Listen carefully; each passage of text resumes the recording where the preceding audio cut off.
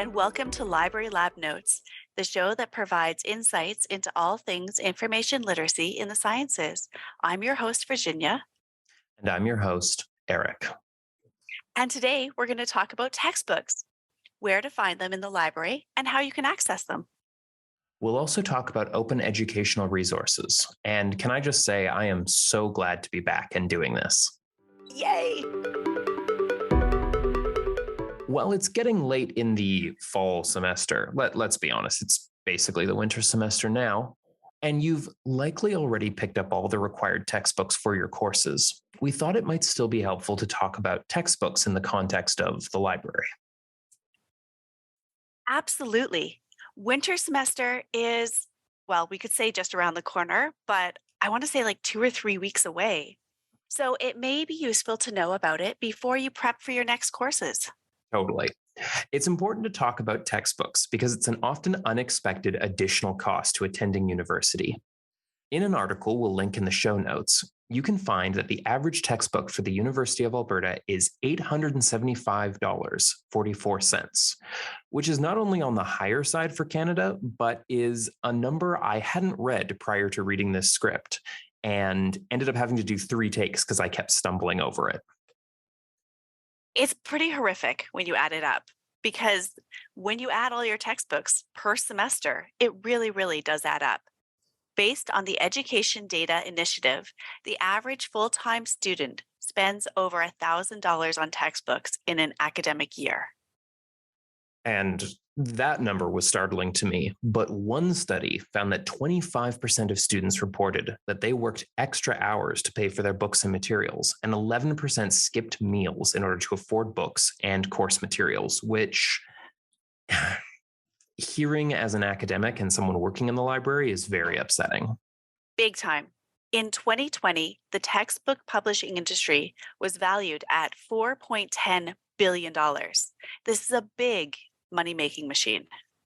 Oh, it really is. But this is where libraries can come in. The library likely has a copy of your textbook, which means you might not need to buy it after all. Yes, a while ago, the library started an initiative called, well, yes, creatively, the Textbook Initiative. If you can believe it, come ask at the desk if you are hunting for a paper copy. The other option, too, if you're lucky, is that we might have an online version of the textbook, in which case that means that the library has it virtually accessible anywhere. Meaning everyone has access all the time, right? Wrong. Okay, in our dreams, to be honest. Publishing companies are cackling at us somewhere for even daring to dream about it. It kind of makes you want to cry. Unfortunately, ebook publishers and the platforms vary a lot. So sometimes ebooks in our catalog can be accessed by an unlimited amount of people, yay. Sometimes only by a few people at once, which is awful. And sometimes even just one person at a time. The most painful of options, clearly meant to torture us. And there's not too much we can do about it. We will get as much access as we can, but it is down to licenses. And let's not even get into the details around how to use each of the different platforms for ebooks. How much you can download, from which chapters or page ranges, it's all going to vary. Yeah, that's right. If you're confused, you can always ask the library for help. Otherwise, to find course readings, you can use a tool called Talus Aspire that's linked from the library's homepage. You can also look up any ebook or print book in our library catalog. That's the search box on the library webpage. There are a lot of options, but my favorite is always talking to the people either in chat or at the desk at the library.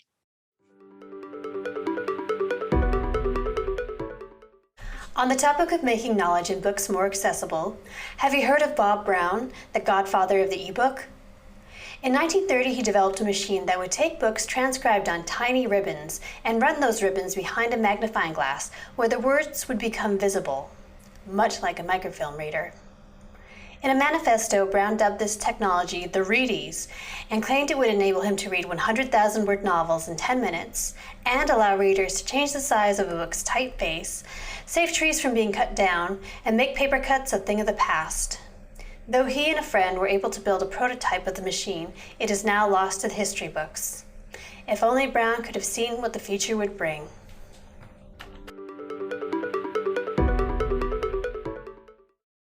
As we've already discussed, textbooks are expensive. And sadly, they don't always fit into the needs of a class or a topic, making it even worse. However, the solution here is something called OER, or Open Educational Resource. From our own website, OERs are teaching and learning materials that are freely and openly available. They can be text documents, audio, video, multimedia tests, software, learning objects, or any other tool used for learning and teaching. The key is that they can be widely distributed and adapted with clear reuse terms. So there are all different types of OERs out there, but some of them are textbooks, free textbooks, which is super exciting. Can you tell? Yes, right? And there are a bunch of places where you can search for them, such as Open Education Alberta, Melanie Open Textbooks, and Wikibooks, just to name a few. Lots of options. The obvious problem here, though, is that the class instructor or prof has to be one of the ones that knows about these.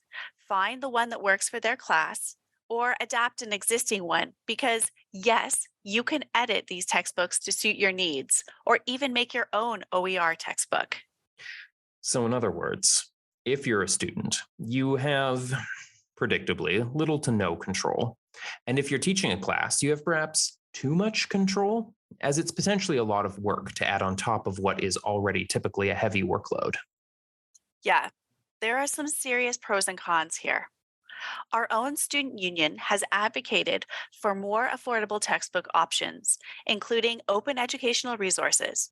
They actually have a really useful webpage called Be Book Smart for instructors and students. Oh, yeah. And they encourage students to talk to their professors about OERs. You can let your instructors know about options you've seen online or ask, quite simply, if they've ever looked into OERs. But I know this takes some bravery, for sure. But most professors would be open to chatting about this and tell you what they're thinking about. You can keep it casual, a quick question or comment here or there, so it doesn't have to feel like a big, huge thing. Absolutely. Although it does suck for students to have to be in that position. Agreed. And let's be honest, it isn't great for professors or instructors as well, who have to be open to this and they have to know a little bit more about it. But you have to remember, they're often juggling a lot of different things. Absolutely a good point. The library has done a lot of work to support professors in the creation of OERs. So you can always reach out to our publishing team to either get help finding out about OERs or even how to create one. We license Pressbooks, which is a platform for creating OER textbooks. And speaking as one of the people who often ends up helping with the creation of new OER textbooks as one of my roles here at the library, it's honestly really great. Ooh, we would also be remiss if we didn't mention the Zero Textbook Cost, ZTC program. It encourages instructors to register their ZTC course with the Students' Union so they can be flagged in bear tracks. That way, students can then use ZTC as a search parameter when they are making decisions about their classes. Which is honestly super brilliant. We definitely want students to have more control over what will work for them, and that initiative really helps. Well, I have to say, thanks for coming with Eric and I and talking about this amazing OER journey. Now we're going to be talking to some people who can also speak about OERs from both sides of the equation. Our guest today is Gurleen Kaur, Vice President Academic of the University of Alberta Students' Union.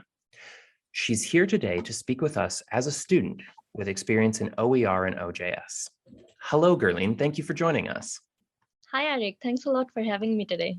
Awesome. Did you want to give us a little bit of an introduction into yourself? Yes, so my name is Gurleen Kaur and my pronouns are she and her. And I'm the current Vice President Academic with the Students' Union. And I'm a third year student at the University of Alberta. Did you start during the pandemic then? I did in 2020, right in the middle of pandemic, and I'm an international student. So my first semester was all online from back home, staying up whole night, attending classes and sleeping during the day because of the time zone differences. Yeah. Good on you for being able to pull that off. And I'm so sorry that it happened at all. What has been your experience with buying textbooks, both remote, obviously, since you do have experience with that, but also here at the U of A as a student attending in person? I am in an arts program. So luckily, many of majority of my courses that I took, the professors used open education materials or some other materials, but I have heard so many student experiences from my friends that sometimes they just drop the courses just because of the textbook cost associated to those courses. Luckily, somehow I was saved from it, but yes. That's honestly, I'm really glad to hear. In a sort of a sad way, I'm really glad to hear that you were able to avoid those expenses and costs. But I do appreciate the honesty of just some people not even taking a course because of the additional costs that fall outside of what they might be just getting charged just to be in the class. So, what is your experience then with OER textbooks specifically? So I would say OERs are great since they help students save a lot of money. There's no extra cost associated to them. So and it helps students to manage their expenses, and also they're very accessible. So I would say they're really helpful. And the reason why I didn't have bad experience with the textbooks is just because of OERs, because my professors were using them. So I would say more and more professors are switching to OERs, and there's a lot of conversation going across campus and on other campuses across Canada, which is really great to know. That is excellent. In terms of OERs, did you ever have any challenges with them because of the nature of the material in them, or find that they were outdated or that they needed to be adapted by your professor in the classroom at all? Were there any issues with using OERs? I would say no.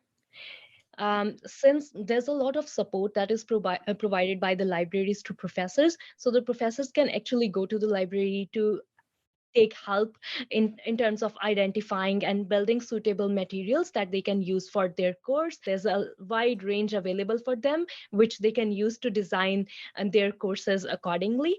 So whenever I have studied from them, they have so much information and always up to date. I am so blown away by your response to this, and it makes me so happy to hear that it's actually going that well. Can you give us some background on the Zero Cost Textbook Initiative from what you know of it as a student? Yes, for sure. So this the conversation around ZTC actually started in 2018 from my predecessors at the Students' Union. So they made a report of how OERs are helping students in other universities and how they can help students save money and everything. And from that time, that conversation continued on. And in 2021, we were actually able to start the Zero Textbook Cost pilot program in collaboration with the registrar's office. And now there is an indicator on Bear Tracks that people can enable, and then it lists out only those courses for them which has zero textbook cost associated to them. So either the professors use some open education materials or some other properly licensed or adopted materials that the students don't have to pay for them. Now it's going really well, and in 2021, last year, we saw a very large number of professors signing up for this. There were more than 700, which was quite impressive, and it helped students save around $9 million, which is huge. $9 million. That is huge. Wow. I had no idea that it was being picked up and taken this successfully. So it sounds like then you've had some experience then being part of the ZCT actually taking off. Yes, so currently I am the Vice President Academic, so I am trying to work really hard to continue that legacy on and expand the conversation around ZTC. So it's adopted more and more across our campus. We recently created a data that tells us which faculties are using how much OERs. So now we're trying to target the faculties which are not using that much. We're working with the libraries, with the subject librarians to take that word forward and have a conversation in their faculties so we can have more and more engagement, and which would definitely help students a lot in the end. If we do end up with any instructors listening, what are some of the benefits you think that they might find of choosing materials that their students aren't required to buy? First and foremost is students just love the courses, which doesn't tell them to pay extra for anything. And as I mentioned earlier, I have heard stories from students who drop courses. Sometimes they just love the course, but they have to drop just because of the textbook cost, which is very much for them.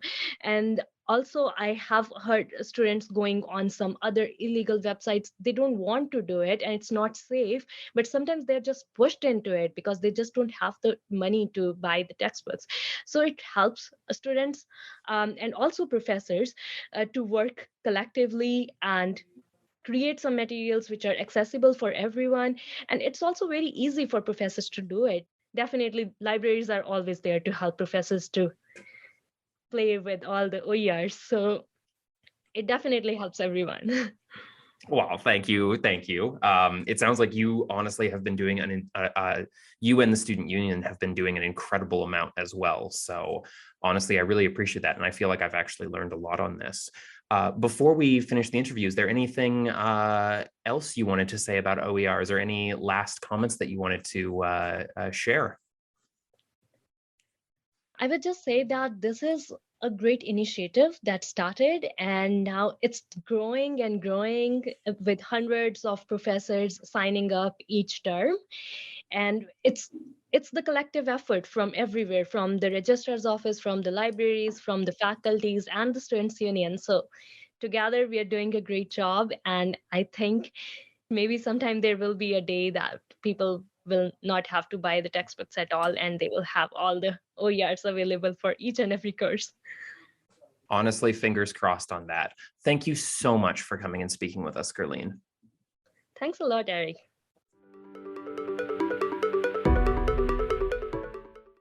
Hello. We have two fantastic University of Alberta librarians with us today.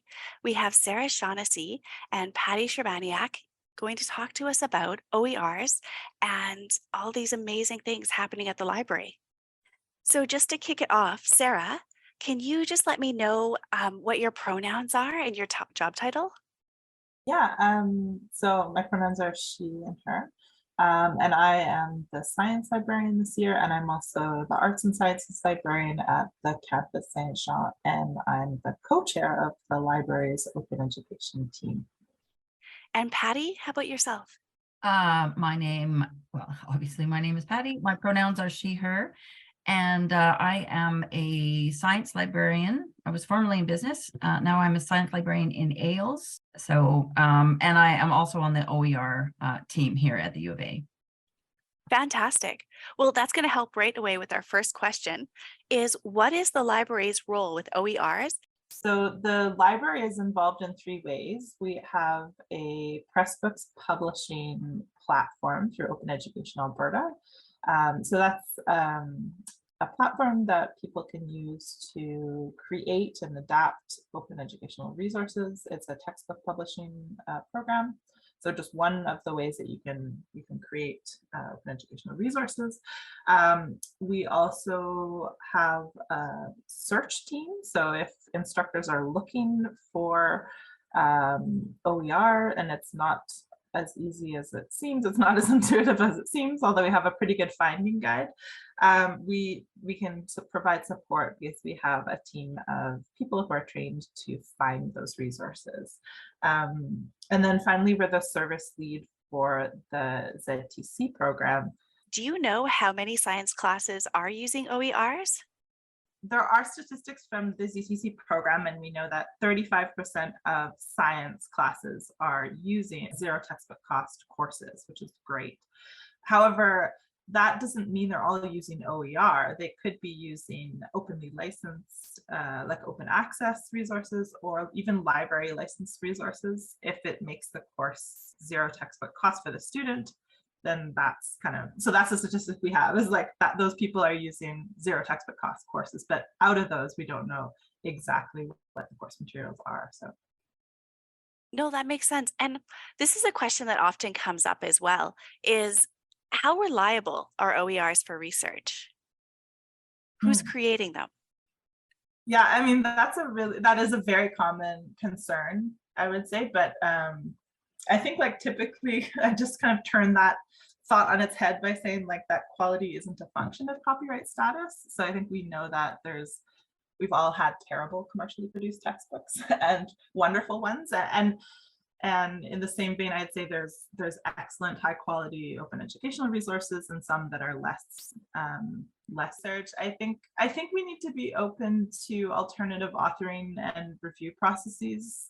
And the beautiful thing about OER is that you can, if you find an error in your textbook, you can actually edit it. Like you can adapt it, you can change it. So like when you get stuck with a produced textbook that has an error, you can't do anything about it. But that's kind of one of the neat things about the way you can reuse and remix these resources. Oh my gosh, that's incredible. Patti, do you have anything to add in? I was just going to add that a role the library can play in all this is teaching the students, some critical information literacy, so they can, evaluate the resources. They're evaluating the textbooks anyway. They can do the same with the open access resources. Just, check something else to make sure that, the information is correct, all that kind of stuff. Like that's part of what we're trying to teach them as they're doing research, right? So, which is so true. Okay, so I have to ask both of you, what is your favorite part about OERs?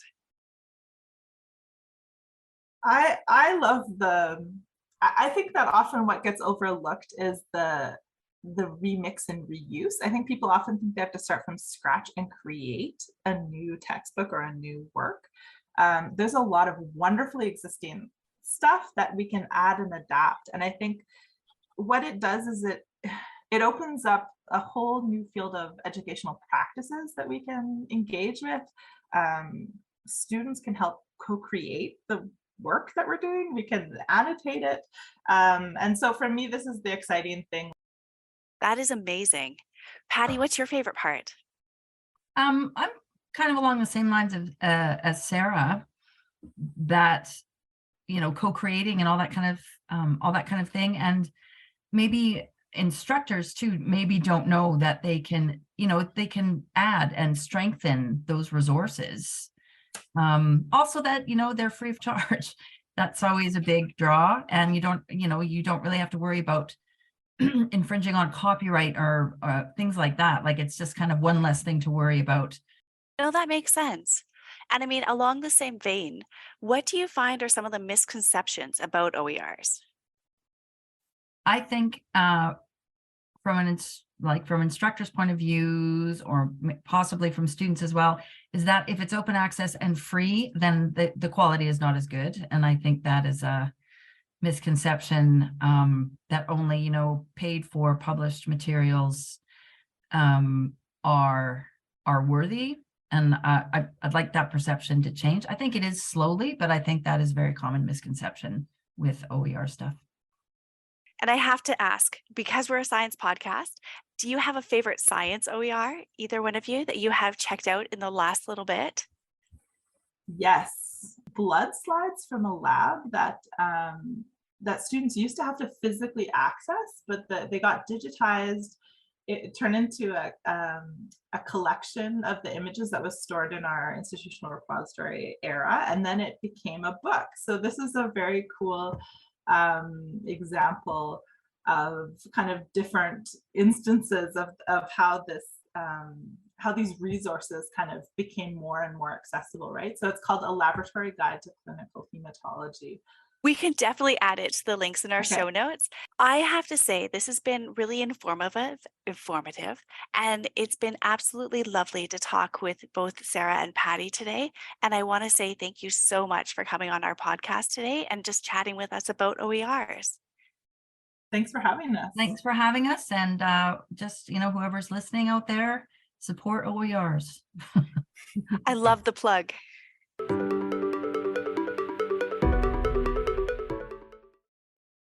Thanks for listening. Special thanks to our guests, Gurleen, Patti, and Sarah, and our production team, Erin and Jessica.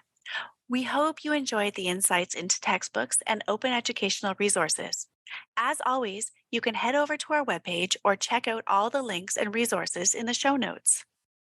Well, that's all for this episode, folks. See you next time.